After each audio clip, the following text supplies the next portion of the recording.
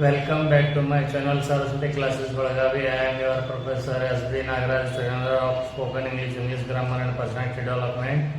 Friends, today I would like to teach you past tense. In past tense, let us see simple past tense. ಸ್ನೇಹಿತರೆ, ನಾನು ನಿಮ್ಮ professor S.B. Nagaraj. ಎಲ್ಲಕ್ಕಿಂತ ಮೊದಲು ನನ್ನ ಎಲ್ಲ ಅಭಿಮಾನಿ ಸಬ್ಸ್ಕ್ರೈಬರ್ಸ್ಗೂ ಮತ್ತು ಈ ವಿಡಿಯೋನ ವೀಕ್ಷಿಸುತ್ತಿರುವ ನಿಮಗೂ ನನ್ನ ಅನಂತ ನಮಸ್ಕಾರಗಳು. ಸ್ನೇಹಿತರೆ, ಈ ವಿಡಿಯೋನ ಇದೇ ರೀತಿಯಾಗಿ ಕೊನೆವರೆಗೂ ನೋಡಿ. ಸ್ನೇಹಿತರೆ, ಪಾಸ್ಟ್ ಟೆನ್ಸ್ ಅಂದ್ರೆ ಏನು? ಭೂತಕಾಲ. ಭೂತಕಾಲ ಅಂದರೆ ದೆವ್ವದ ಕಾಲ ಅಂತಲ್ಲ ಸ್ನೇಹಿತರೆ. ಇಲ್ಲಿ ಭೂತಕಾಲ ಅಂದರೆ ಹಿಂದಾಗಿ ಹೋದದ್ದು. ಇದಕ್ಕಿಂತ ಮೊದಲು ಈ ಜಗತ್ತಿನಲ್ಲಿ ಏನೇನು ಆಗಿ ಹೋಗಿದೆನೋ ಅದೆಲ್ಲನೂ ಭೂತಕಾಲದಲ್ಲಿ ಬರ್ತದೆ ಸ್ನೇಹಿತರೆ. An action happened before present tense is set to be in past tense ಅಂತ ಹೇಳ್ತಾರೆ. ಹಾಗಾದರೆ ಪಾಸ್ಟ್ ಟೆನ್ಸ್ದಲ್ಲೂ ಕೂಡ 4 ಸಬ್ ಡಿವಿಷನ್ ಬರ್ತಾವಂತ ಈಗಾಗಲೇ ನಾನು ನಿಮ್ಗೆ ಹೇಳಿದ್ದೇನೆ. ಅದರಲ್ಲಿ ಮೊದಲನೇ ಸಬ್ ಡಿವಿಷನು ಸಿಂಪಲ್ ಪಾಸ್ಟ್ ಟೆನ್ಸ್ ಅಂತ ಬರುತ್ತೆ. ಸಾದಾ ಭೂತಕಾಲ ಅಥವಾ ಸ್ವಾಭಾವಿಕ ಭೂತಕಾಲ.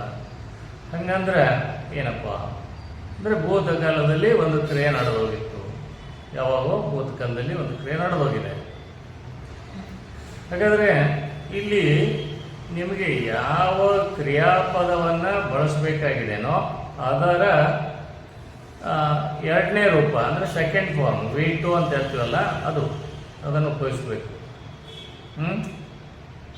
ಉದಾಹರಣೆಗೆ I wrote a story, we wrote a story, they wrote a story, he wrote a story, ಈ ಥರ. ಅಥವಾ ಸಿಂಗನ್ನು ತಗೊಂಡಾಗ ಸಿಂಗದ್ದು ಸೆಕೆಂಡ್ ಫಾರ್ಮ್ ಸ್ಯಾಂಗ್ ಆಗುತ್ತೆ.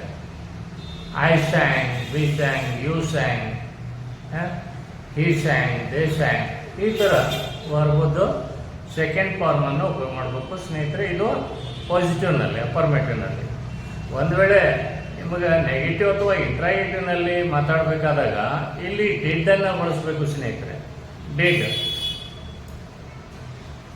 ಈ ಡಿಡ್ಡನ್ನು ಬಳಸಿ ನೀವು ನೆಗೆಟಿವ್ ಮತ್ತು ಇಂಟ್ರಾಗೇಟಿವ್ನಲ್ಲಿ ನಕಾರಾತ್ಮಕ ಮತ್ತು ಪ್ರಶ್ನಾರ್ಥಕ ವಾಕ್ಯಗಳನ್ನು ನೀವು ಮಾಡ್ಕೋಬೋದು ಸ್ನೇಹಿತರೆ. ಈಗ ಅದು ಹೇಗೆ ಅನ್ನೋದನ್ನು ನೋಡೋಣ. ಈಗ ನೀವು ಯಾರಿಗಾದರೂ ಕೇಳ್ತಾ ಇರ್ತೀರಾ, ನಿನ್ನೆ ನೀವು ಕಾಲೇಜಿಗೆ ಹೋಗಿದ್ದೀಯಾ? Did you go to the college yesterday ಅಂತ ಕೇಳ್ಬೋದು. Did you go to the college yesterday? ಅವರು ನಿಮಗೆ ಪಾಸಿಟಿವ್ ಆಗಿ ಆನ್ಸರ್ ಕೊಡದಿದ್ರೆ yes I went to the college yesterday ಅಂತ ಹೇಳ್ತಾರೆ. ಅದೇ ನೆಗೆಟಿವ್ ಆಗಿ ನಿಮಗೆ ಅವ್ರು ಆನ್ಸರ್ ಮಾಡಬೇಕಾದ್ರೆ no I didn't go to the college yesterday. No I didn't go to the college yesterday. ಇಲ್ಲ, ನಾನು ನಿನ್ನೆ ಕಾಲೇಜಿಗೆ ಹೋಗಲಿಲ್ಲ. ಅದೇ ನೀವು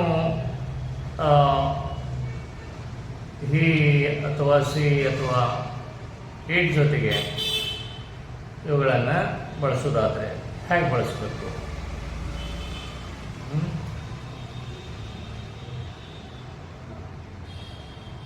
did your mother go to the market yesterday?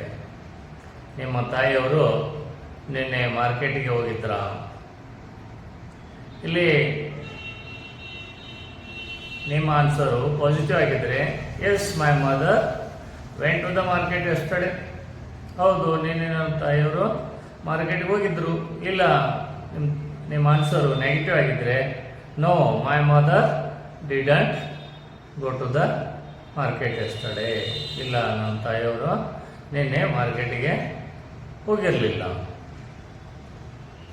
ಇದನ್ನೇ ನೀವು ದೇನಲ್ಲಿ ಯಾವ ರೀತಿಯಾಗಿ ಬಳಸಬೇಕು? Did they play cricket? ಇದು ಪ್ರಶ್ನೆ. Did they play cricket? ಅವರು ಕ್ರಿಕೆಟ್ ಆಡಿದ್ರ? ನಿಮ್ಮ ಆನ್ಸರು ಪಾಸಿಟಿವ್ ಆಗಿದ್ದರೆ ಎಸ್ ದೇ ಪ್ಲೇಡ್ ಕ್ರಿಕೆಟ್ ಅಂದರೆ ವರ್ಬನ್ನು ನೀವು ಸೆಕೆಂಡ್ ಫಾರ್ಮಲ್ಲಿ ಹೋಗ್ಬೋದು. Yes they played cricket. ಹೌದು, ಅವರು ಕ್ರಿಕೆಟನ್ನು ಆಡಿದರು. ನಿಮ್ಮ ಆನ್ಸರ್ ನೆಗೆಟಿವ್ ಆಗಿದ್ದರೆ no they didn't play cricket. ಇಲ್ಲ, ಅವರು ಕ್ರಿಕೆಟನ್ನು ಆಡಲಿಲ್ಲ. ಈ ರೀತಿಯಾಗಿ ನೀವು ಸಿಂಪಲ್ ಪಾಸ್ಟ್ ಟೆನ್ಸ್ನಲ್ಲಿ ಏನಾದರೂ ಹೇಳಬೇಕಾದಾಗ ಈ ಥರ ಹೇಳಬೇಕು ಸ್ನೇಹಿತರೆ. ಸಿಂಪಲ್ ಪಾಸ್ಟ್ ಟೆನ್ಸನ್ನು ನಿಮ್ಮ ಮಾತಿನಲ್ಲಿ ಈ ಥರ ಉಪಯೋಗಿಸ್ಕೋಬೇಕು ಸ್ನೇಹಿತರೆ. ಈ ವಿಡಿಯೋ ನಿಮಗೆ ಇಷ್ಟ ಆಗಿದ್ದರೆ ಲೈಕ್ ಮಾಡಿ, ಶೇರ್ ಮಾಡಿ. ನಿಮ್ಮಲ್ಲಿ ಯಾರಾದರೂ ಇಲ್ಲಿವರೆಗೆ ನಮ್ಮ ಚಾನಲ್ಗೆ ಸಬ್ಸ್ಕ್ರೈಬ್ ಆಗಿಲ್ಲ ಅಂದರೆ ದಯವಿಟ್ಟು ಸಬ್ಸ್ಕ್ರೈಬ್ ಮಾಡಿಕೊಳ್ಳಿ. ಪಕ್ಕದಲ್ಲಿರುವಂಥ ಬೆಲ್ ಐಕಾನನ್ನು ಕ್ಲಿಕ್ ಮಾಡಿ. ನಿಮಗೆ ನಾವು ನಡೆಸುವಂಥ ಲೈವ್ ಆನ್ಲೈನ್ ಅಥವಾ ಆಫ್ಲೈನ್ ಸ್ಪೋಕನ್ ಇಂಗ್ಲೀಷ್ ಕ್ಲಾಸನ್ನು ಜಾಯಿನ್ ಮಾಡಬೇಕು ಅಂತಿದ್ದರೆ ನೀವು ಜಾಯಿನ್ ಮಾಡ್ಬೋದು ಸ್ನೇಹಿತರೆ. ಅಥವಾ ನಿಮಗೆ ಇಂಗ್ಲೀಷ್ ಕಲಿಯೋದಕ್ಕೋಸ್ಕರ ನಾನು ಬರೆದಿರುವಂಥ ಎಲ್ಲ ಪುಸ್ತಕಗಳು ನಿಮ್ಮ ಹತ್ತಿರದ ಪುಸ್ತಕದ ಅಂಗಡಿಯಲ್ಲೇ ಸಿಗ್ತಾವೆ. ಅವುಗಳನ್ನು ನೀವು ಖರೀದಿಸಿ ಇಂಗ್ಲೀಷನ್ನು ಕಲಿತ್ಕೋಬೋದು ಸ್ನೇಹಿತರೆ. ಸರ್ವೇ ಜನ ಸುಖಿನೋ ಭವಂತು. Like, comment, and subscribe.